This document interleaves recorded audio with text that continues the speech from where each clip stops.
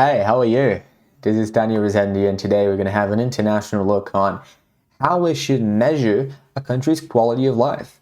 And this is the photo of the day, just me a couple of years ago in Sardinia in Italy, just having the time of my life. And I'll tell you this, if anything's quality of life, it's this nice Aperol Spritz by the beach. But let's move on. So this is a list of countries by HDI.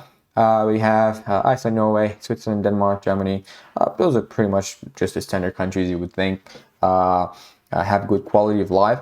But the problem with HDI is it's a little past looking. That means it's mostly things that were done in the past that actually account for how well the country is today. So, for example, life expectancy is very related to whether people had healthy conditions, not just today, but 50 years ago, because it does permanently, in a way, affect their quality of life and how long they expect to live. But they're only dying today, so we can only see those results today.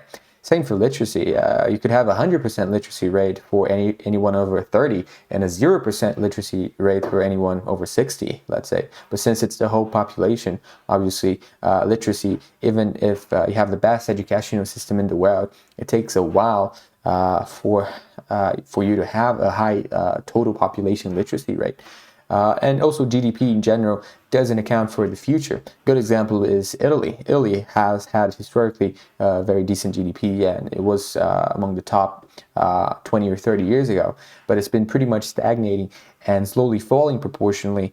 And so if you see Italy and let's say maybe Estonia, they might have a similar GDP per capita, and then Poland as well. Italy's still a little higher, but that doesn't mean Italy's better off. Quite the opposite.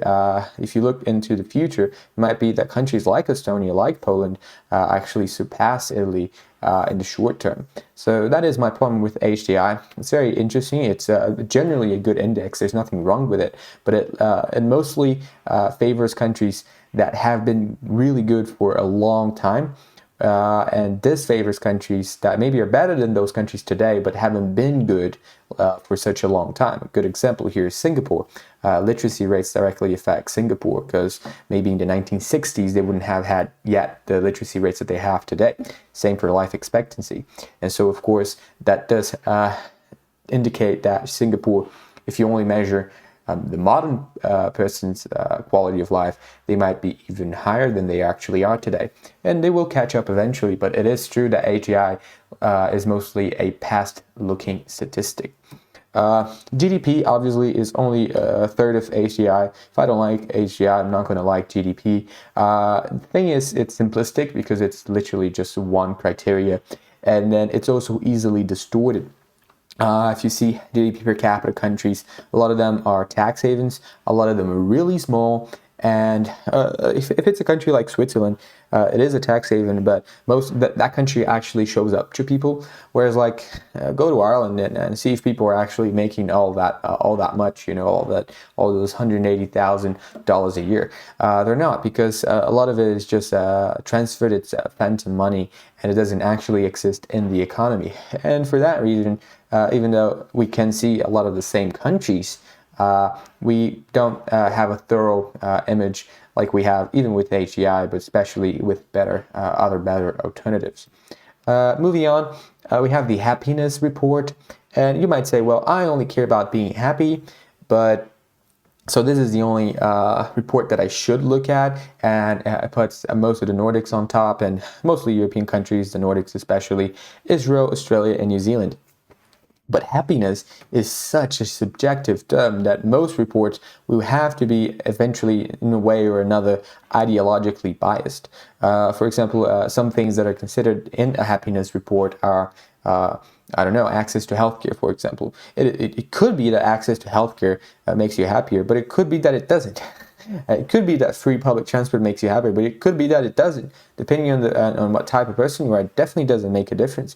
And if you just take the EU, Iceland, Sweden, Germany, which are all here, by the way, they have some of the highest depression rates in the EU. Iceland, which is number 3 here, has the highest depression rate in the EU. Now, would you have depression if you're literally the 3rd happiest country in the world? You would, but would it be the highest amongst 27 plus countries?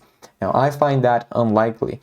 And so I think that mostly the happiness report is just a report on what countries are doing, the particular policies that those people want them to do. And then instead of just sharing that as, oh, countries that do the policies we like, they share it as a happiness report so that it can be you can pretend that it's universal and that those countries are objectively better, when in fact it might be that they are not. So this is also an index that I don't like. Now, average wage and minimum wage. There's problems with both. Starting with minimum wage, which is easier. If you see countries by minimum wage, again, a lot of the same countries apply. In theory, depending on exchange rates, Australia has the highest minimum wage in the world. But the problem with that is there's a difference between the minimum wage and what people are actually getting. So in some countries, you get the minimum wage by default. In other countries, there's different negotiations, there's awards, there's cost of living comparisons as well. And a lot of countries that are really well off, for example, some of the Nordics like Norway, Sweden, even Italy, which is not that good off, well off, they don't have minimum wages. And it doesn't mean that they're at zero. It just means that there's no national consensus on what the overall minimum wage should be. It's much more decentralized, and it's negotiated between workers, unions, and different industries and different companies. And so you could take this to assume that Australia, New Zealand, and the UK are the three best countries in the world, but I don't think they are. I mean, I love Australia, don't get me wrong, but to claim that the UK is better off than, let's say, even Germany, really, or especially the Netherlands, is a little foolish, in my opinion. And then, of course, average wage. We all know that averages are tilted towards, they're tilted up by very specific individuals that make a lot of money. I actually like average wages as an overall index. I think that this index, for example, turns out to have a better picture than most others of what countries are actually better to live in, but I still don't like it too much. So let's move on.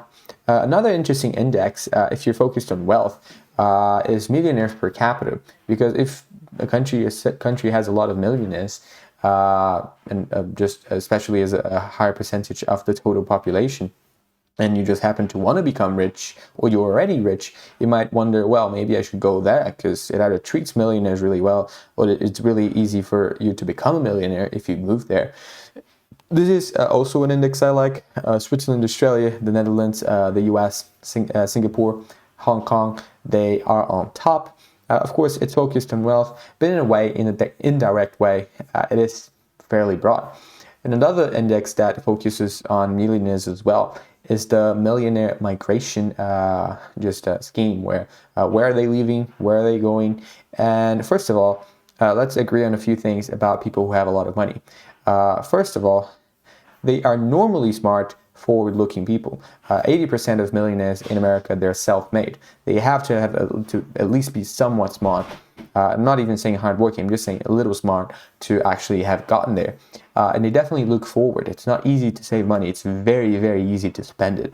Second, they can move almost anywhere they want. I don't think that's very controversial. If you have a lot of money, you can move anywhere.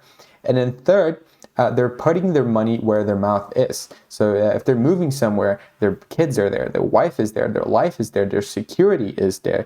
And so if there's so many people moving to people, by the way, who can move anywhere, and they're all moving to a particular country, it does indicate that that country is attractive. It does indicate that that country has something going for it. And obviously Canada, the US, and Australia are very attractive in and of themselves.